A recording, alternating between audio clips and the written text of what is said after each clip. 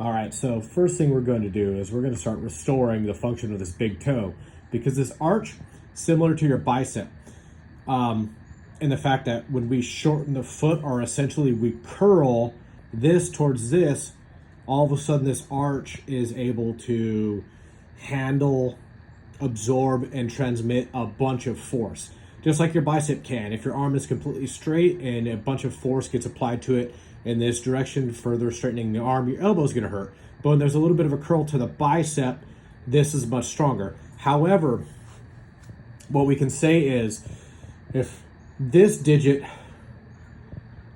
of your big toe is doing all the work, you're not truly shortening your foot. This digit up here at the top, this little piggy, actually has to curl in like this. Now, this is probably my worst side, but the test is, one, can I pull this toe to 90, which I can't quite do yet, all right? So that needs improvement on the extension part. Next, the test is, I'm gonna place a digit here. Usually your thumb works, but this just happens to work well for me. Trapping this whole digit here and then trying to curl my big toe around it for the velociraptor toe. Now, if I take my hand away, I should be able to hold that position.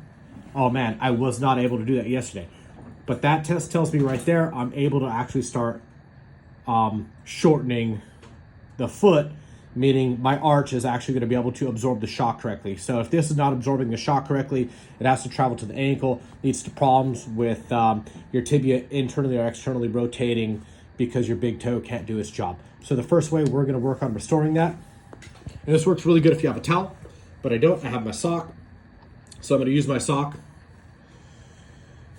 I'm going to keep the entire ball of my foot, especially focusing on the big toe, down as I curl everything forward. Now, if I'm rolling to the side, that's not going to work. So keep your foot flat, and you're going to curl everything in and relax.